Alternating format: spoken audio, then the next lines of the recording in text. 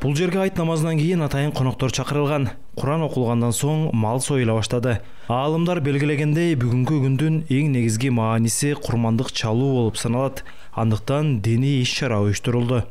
Атайын бул жерде жыл сайын ошол өткөрүлүп келгендей, пайгамбар саллаллаху алейхи ва саллям атайын өзгөчөлөнүп бир бука союлат, бодомал союлат. Андан кийин жалпы эле жамаатыбыздын, жалпы эле эл журттун алып келген букаларын жалпы соебуз. Ошол эле мэрия тараптан, ошол эле социалдык эмелерде каралган үй бүлөлөр бар. Аларга дагы бизге карыз менен кайрылган үчүн аларга дагы барып беребиз. Адал таза союлуп жиликтенип жаткан мал эттери эми муктаж жарандарга, мекеме ишканаларга жана балдар үйлөрүнө таратылат. Ал үчүн алдын ала атайын тизме түзүлгөн. Аймактык башкармалыктын өкүлдөрү келип, бөлүнгөн аманатты даректерине жеткирип беришет. Азыркы учурда жалпы эки жерде союп атабыз, деп кошот дин уюму. Бир ушул жерде, дагы бир экинчиси бар. Жалпы 150ге жакын бодомал союлуп атат. Анан бизге арыз менен кайрылгандар бар. Анан ошол эле кайрымдуулук фонддор бар. Ошол эле медреселер бар. Ошол эле детдомдорго, карлар үйлөрүнө, көз айситтерге муктаж болгон инсандардын жалпы коомго таркатылып берилет. Ош шаары боюнча, Ош областы боюнча. Дин аалымдары белгилегендей, курмандык чалуунун сообу чоң. Бардык эле мал жандыктар курмандыкка жарай бербейт. Анын дагы өз тартиптери бар.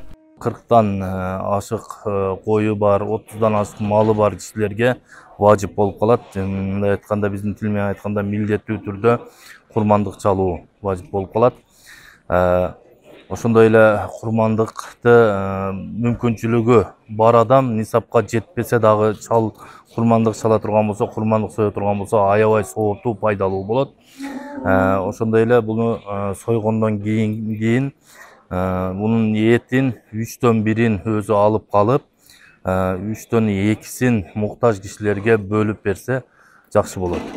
Буну союудан максат колунда бар кишилер менен колунда жок кишилердин ортосундагы ынтымак, мамиле, ошондой эле элибиздин арасындагы тынчтыкты, биримдикти сактоо болуп калат. Белгилей кетсек, бул саамалык Ош шаарында жыл сайын курман айтта болот. Бул ирет 150 бодомал союлду. Аны курмандык чалууга ниеттенген жарандар алып беришкен. Сыймык Марат уулу, Бектур Калбек уулу, ЛТР, Ош.